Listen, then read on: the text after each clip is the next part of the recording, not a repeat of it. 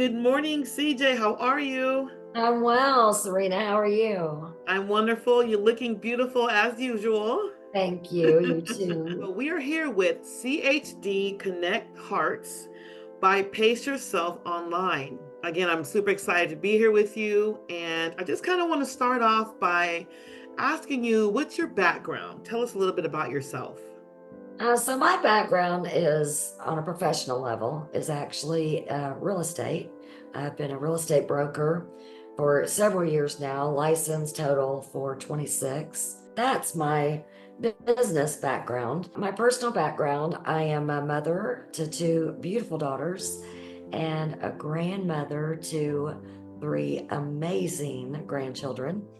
And they're my world. I just love being a mom, and even more so love being a grandparent, I guess, because it just comes from my babies, right? So yeah, that's a little bit about me. Oh, good. I know how important grandkids are. I have three and I love them more than anything. I would do anything for them. So thank you Oh, for sharing that information. So tell me how you got involved with CHD. What's your very personal near, story? yeah, very near and dear to my heart. My youngest daughter, I have a 7-year-old granddaughter from my first daughter, my oldest. But my youngest daughter got pregnant after getting married, and about 23, 24 weeks in, during the anatomy scan, found out that her son, my grandson Hunter, had a heart condition, congenital heart defect. And his particular defect was HLHS, which is Mm, hypoplastic left heart syndrome. And I understand that your grandson also had this condition. So we yes. can definitely talk about that. It was a very long journey. He's now 4, but the journey has been extremely long. He's now gotten through all 3 surgeries Mhm. and is doing very well. He also has some issues. He has another diagnosis of hypoplasia, which is cerebral palsy on one side, and it affects his left side. And Mm, that's from brain damage that occurred during one of the events that he had. He was on ECMO several times and went into cardiac arrest at a little over 2 months for about 23 minutes. mm. And then with the surgeries themselves, all of those are potential factors for that. So, one of the things I've learned with CHD is that it's not just the diagnosis, it's a lot of other things that come with it. So that's how I got in with Mhm. CHD, and that's my connection with it. And that's kind of where this all started. Wonderful. The fact that he's 4 years old and just here to hug and love is such a blessing. So I'm really, really happy to hear that. So CHD, what what are some other common issues or connections with CHD? Oh gosh, there's quite a few. There's ones that affect the large vessels, one that affects the smaller vessels around the Mm, heart, holes in the heart that don't close. There's the hypoplastic left heart syndrome. There's so many. I could keep listing, but I guess the thing that gets me so much is it's not so much the diagnosis, right? It's the life that comes with the diagnosis, which is why I kind of went down this path that I went down. And watching my daughter and my son go through what they went through.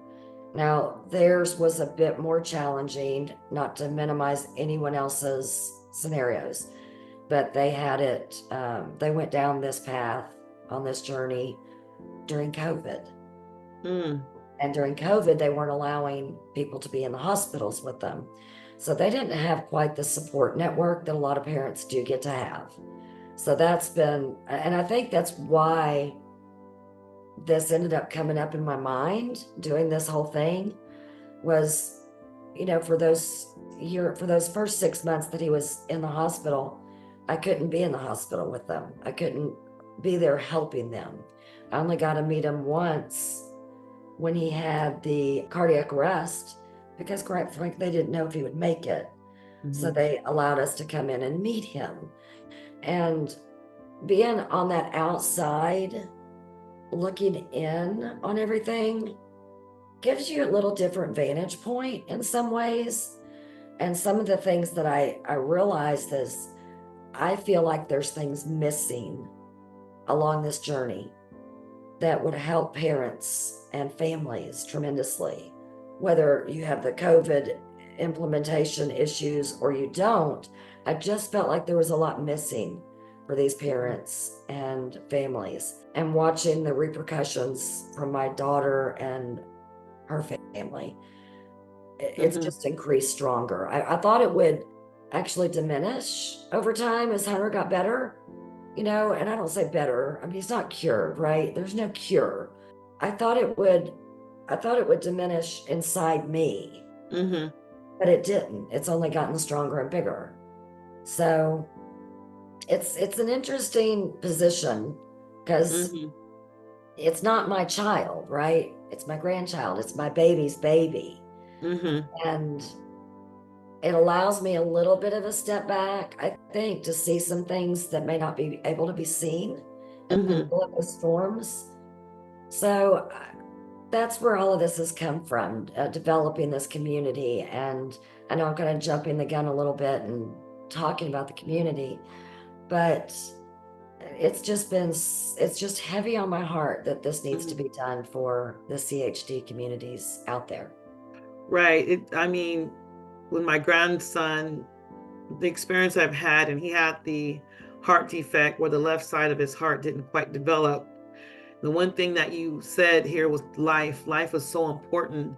And what a blessing this is for your grandson. Like, again, to just be able to hug him. I know there's some challenges that have come along the way, and I kind of want to tap into the parents just a little bit, if it's okay. Sure. And what kind of challenges did your daughter and her husband face during this time, and what can you share to families that are in this position to help them as parents? Yeah. I think a lot of the heart defects, when they're at diagnosis and they're pregnant, a lot of doctors will recommend abortion. Now, we've had abortion law changes across the country, and that's going to affect these parents as well. When the diagnosis did hit in our family, my daughter and son-in-law did have that option available. Today they would not, but at that time they did. Mm, Number one, one of the things I've noticed is a lot, and I don't know statistics on this, but I think a lot of parents are very young when they're having these children, right? And they're just starting their lives out. mm-hmm, And you know, as a pregnant woman, you go through those stages of diagnosis, and then you start thinking about, you know, the nursery and the rooms and the baby showers and the schools and just the changing family. And you're on this trajectory, and then you just get this moment that just like, well, there's a problem, right? mm-hmm, And being faced with that joy turning into this trauma moment of, where do we go from here? What do we mm-hmm, do? What's the right choice, right? We don't, during pregnancy, you don't think much about having to make those decisions. That's something that comes after the baby's here and you hit different things that happen in life. That's a huge one. That's a huge roadblock that you have to maneuver around. And again, there's a lot of stigma with abortion. mm-hmm, So the people who do choose to terminate at that stage for their own personal reasons, if they're allowed to in their state, then they're dealing with the backlash of that decision morally, personally, socially, psychologically, right? And then if you do choose to move forward, I don't know, she was enjoying, besides some severe nausea and all that stuff of pregnancy, she was enjoying that first part of her pregnancy. And then all of a sudden, now the rest of it's a total question, mm-hmm, right? Is he going to survive birth? Am I going to have 1 minute with them? Am I going to have 10 minutes with them? Am I going to have 10 years, 20 years, 40 years? I mean, all of it then is this big question. Yeah. And then going through those steps, right? You're going through these steps almost in a cloud with your doctors and the medical teams and the additional testing and then people not knowing what to say to you or how to say it, and you not knowing what to say to it's just this whole thing. This beautiful moment becomes this black hole. Right. Right? Do we build the nursery? Do we not build the nursery? A lot of Yeah, times. that's tough. I know that when I spoke to you and you were so helpful in sharing information with me, you gave me some, I guess I could say, tips on things to look for and share with my daughter, which was what comes after that or during this. And you mentioned PTSD and a few other things. Can you Yes. kind of elaborate on those things that was shared with you by your a therapist that you shared with your daughter, and maybe some things that were shared with her that will be helpful for the community? Absolutely. So, and I think that's the thing that pushed me into this so much was watching the trauma. You know, there's trauma and then there's complex trauma. And trauma is a one-time event, right? Somebody that's been in a car wreck or they've been, mugged or robbed, or they've, visually seen something or within a Hmm. personal relationship. That's a trauma event. A complex trauma is when you have something that's traumatic, that's ongoing, right? It's ongoing. And you can get PTSD from just one trauma event. But when you have complex trauma, it's pretty much a guarantee you're going to have PTSD. Hmm. And I have personal experience with PTSD. And one of the things I've learned in life through my counseling and my therapy and some of the groups that I've been involved with is trauma, right? Hmm. So your PTSD is PTSD. It doesn't matter where it roots from, right? The symptoms of it, the results of it are the same. And that's one of the key things. People are like, what makes me someone who can help in these areas? And it's because I've lived through trauma and Hmm. I've come out the other side. I've lived in complex trauma and I've come out the other side. So the tools, the tricks, the ways through it are the same, and there's things that can be done. So when you have complex trauma, you're going to have things like flashbacks. And Hmm. people in this scenario, um, my daughter talks about she can still hear the machines in the hospital. Mm. Right, she's been out of that scene for years. I mean, she's been back in for the last surgery, right? But she was out of there for 3.5 years, and she still hears those machines. They still trigger in her mind, Mm. even though she's not in there. Memory lapses. This is very, very common with PTSD. Now we have a complex medical child that we're holding, that we're caring for, and we're still in that high cortisol influx within our bodies, and we're on that fight or flight reactive state, and we're still in fear that something's going to happen to this child Hmm. every step of that we take, and every little thing that we see. Oh my gosh, is that a problem? Do I need to do this? Do I need to do that? So we're living at this high level of constant anxiety, right? After we've had all this trauma, and it's just Hmm. building. Low self-esteem. Every new parent has low self-esteem because you're tired.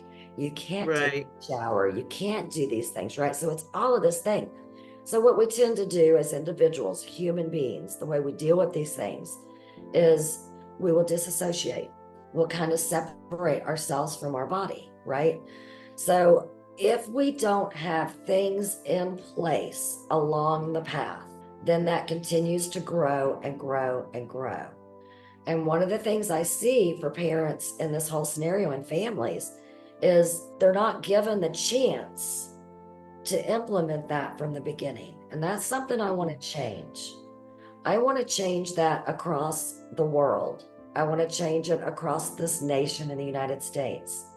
I want parents to have permission from the very beginning to do the self-care that they need in order to be the best parent and advocate and caregiver for their child along this path, no matter what path they decide to take and no matter what the results are. Because at the end of the day, if they don't have themselves as whole as they can be and their relationships as whole as they can be, it's going to be a harder path. And I want to help through that. That is so very important.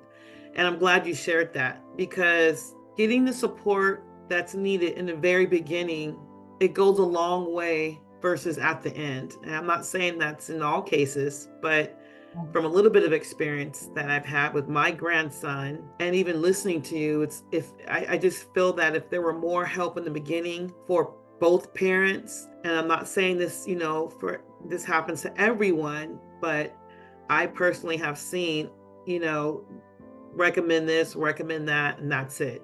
Nothing else from there. There's no consistent encouragement. There's no consistent reaching out. There's no consistent, hey, hold my hand, let me pull you in.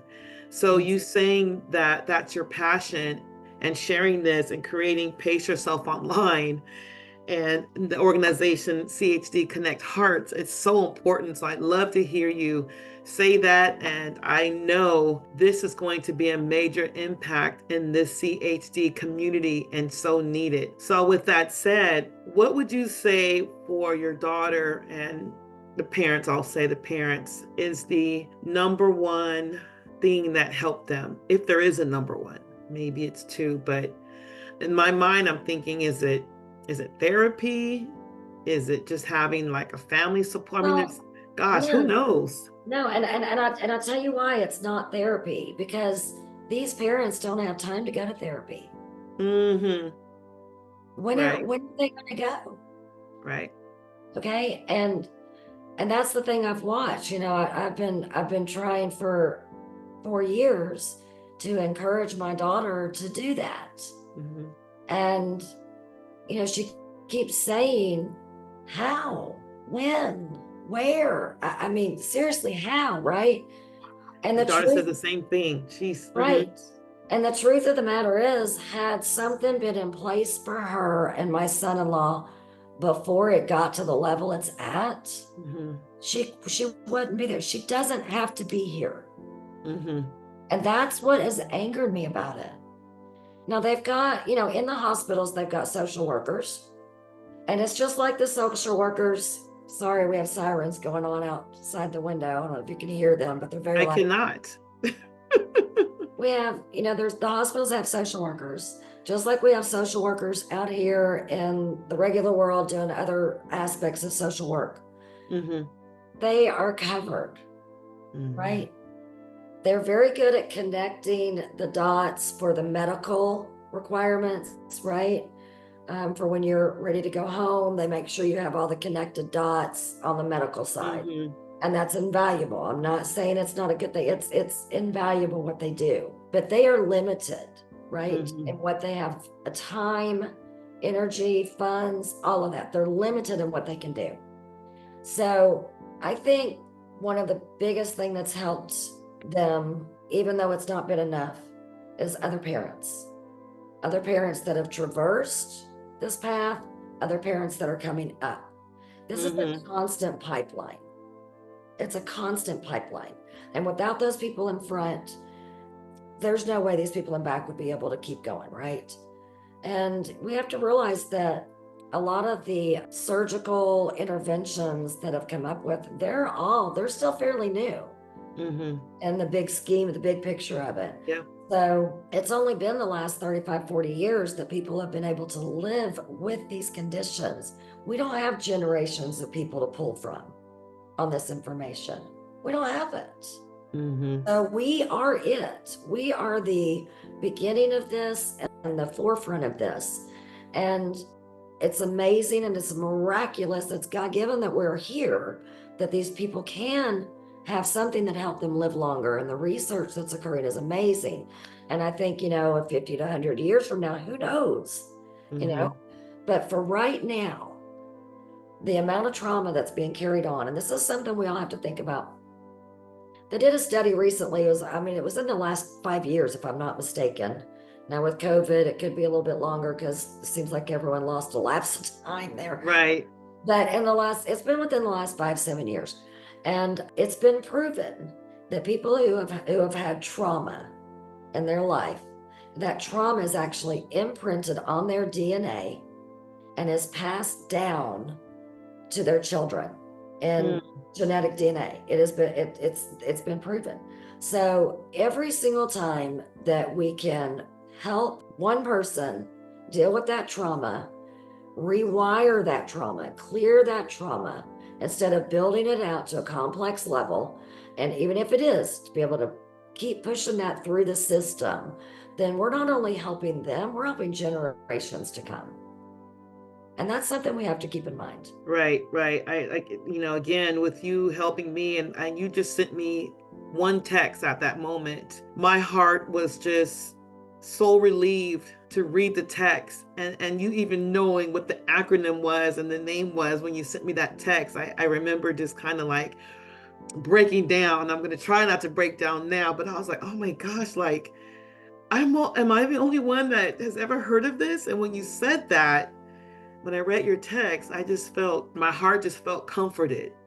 And then as we communicated thereafter, it's just become more and more comforting just talking to someone else about it and hearing the relationship, hearing you explaining to me the possible things that could happen with the parents and what I can do and what they need to do. It has been just so heartfelt and much more calm, and it did help me get through the why. I mean, I don't understand, right?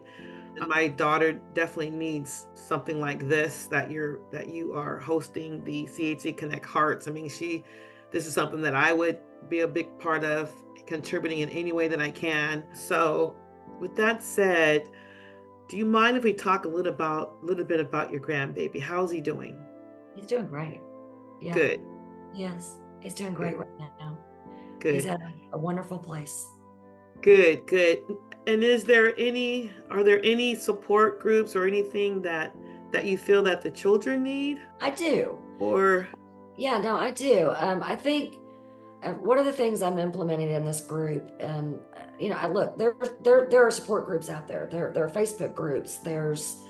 I've in my research for doing this, I've seen a bunch of different ones trying to start up, right? Because I'm not the only one that thinks it's a good idea, obviously. One of the problems I have had with the groups is they're like all in one, right? And it's like everybody's thrown into one big bowl. And I don't know, people are getting support. I will never suggest they're not. But the way I'm developing this one is I'm breaking it out.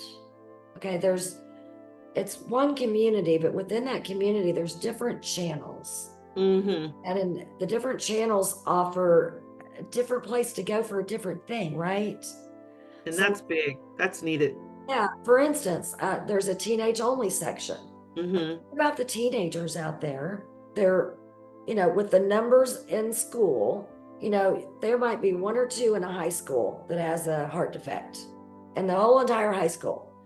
That heart defect affects their lives. And then you have a parent back here who's saying, you have a heart condition, you need to be careful, right? And you've got that constant worry coming at you. And not saying the parents are wrong in that. It's going to play out, right? Those teenagers have a normal life with the variable in there. And the only people who will understand that variable are other teenagers. Right. There's no one in their school that's going to understand that part of them. No one. Right. Right. So they could go to a counselor and talk to them, but think of the power of 25, 30,000 teenagers connecting who also have that variable. Right. They can't get that anywhere else. Right. I've got a father only section in there. This has been heavy on me from day one. That's good. Listen, daddies, these daddies out here, they have a completely different position. Right. They cannot break down They got to be strong for the mama. Right. Their focus is different. They're going to be more scared about, the financial side, right? Things that if they talked about to their wives or the other women, they're going to be like, you're being insensitive, right? We can't compartmentalize like the men can. Right. Men need to be able to talk to each other. That is huge. And that's a good point. And I'm glad that you shared that with the community. So Yeah. another question I have is, this might be a little tough question, but in your community, there are parents who weren't so fortunate and maybe lost their loved one due to this syndrome. Do you feel it's important to have a separate group? 100%. And there is one. Oh, good. Good, Yeah, good, there good. is one. Good, There's a good. separate group for it. And like you said, it's a big community. You can go in separate groups, but you still can come together. Absolutely. Because I think the support in each category is important, but the fact that you have separated them and are giving people options of which group or multiple groups is Yes. huge. And I haven't seen that. So Yeah. the fact that you'll have a group for families who've lost their loved one, family who are, have their loved one. I mean, it's all a blessing, however you look at it. Yes. Teenagers, fathers, Yeah. young children. I think that is huge, and I can't express the need of this. And I'm so thankful to hear that you've created this community to help families in these situations. Thank you. One of the other things that we'll be doing is workshops. And, in building this out, it's funny how as you go down the rabbit hole, you see things clearer sometimes, right? Right. And so my original vision has shifted tremendously, but I want to do workshops. And my big dream and hope is to actually be coming into hospitals and doing workshops with the parents while they're in the hospital to start them out on the right foot and add that part that's missing from the beginning and help them see what they actually have right in front of them that they're missing. And that's everyone in that hospital on that day, right? Oh, goodness, I'm getting chills. This is so exciting. Yeah. So I have this big vision. And one of the other things that we're doing with the community is 10% of the membership fees will be held back and go to research. And as we get to the point, once we get big enough, once we get the community big enough, we'll actually do a nonprofit division off of it. And then people that can't afford to be a part of the community can apply for grants to be a part. And we'll have research, and we will also help them set up, instead of going through the GoFundMe's and things like that, we'll actually be able to set up a nonprofit contribution place that could be directly to that family, because there's so much involved and we want to be a part of all of it. But the biggest thing I want to say is we want to change this. We want to be the change. We want to be able to make such an impact that it ripples through all across the world. That's what we want to do. Oh gosh, I mean, this could be like a podcast 2, 3, 4, because what you just touched on, that's a whole nother podcast. I mean, CJ, this is big. I mean, number one, the feeling of protecting your child. Yes. I'm going to have this baby and I'm going to protect it to the fullest. And then you do that. And then you're in a situation of feeling guilt. I did this. Did I make the right decision? What is the worst guilt on the planet? Mother guilt? Mother guilt? Mother guilt will put you under the table. And no one knows that but the mother. We could feel it, we understand, but we don't know. Each mother has that feeling that is just overwhelming. So this is a continuous podcast, CJ. It truly is. And then you've got the parents, the father who can look at things realistically. The mother's looking at it emotionally. Most of the time that's the case. Sometimes it flips, right? But this is so complex. That's why I don't feel like what is available out there right now is enough. because it's too complex. It can't be as a simple Facebook group. I'm sorry, not to diminish what they're doing. It's not enough. Right. It's just not enough. Right. It has to be more for these people. Right. And we want to build it. We want to make it. Yes, yes, Lord. I'm there with you. I'm there with you. Anything you need. Thank you. So you're right. I mean, this is it could be a continual podcast, and Should be. and I'm gonna, and I want it to be. I want Yep. it to be. I want to start interviewing more parents. Yep. I want the workshops to help us get through this together. Let's do this, right? Yeah. I want to connect Absolutely. as many hearts as we can. You just let me know. I know how to follow instructions. You just let me know what you need. I You will can be there. read, right? I know how to listen and follow instructions. We have businesses, but I do know how to listen and follow instructions and help. And that is my passion. And I just realized that is my gift. That's my It is your gift. to help and give back. Mine too. Mine too. So anything you need. And I thank you again. I thank you from the bottom of my heart for being there for me.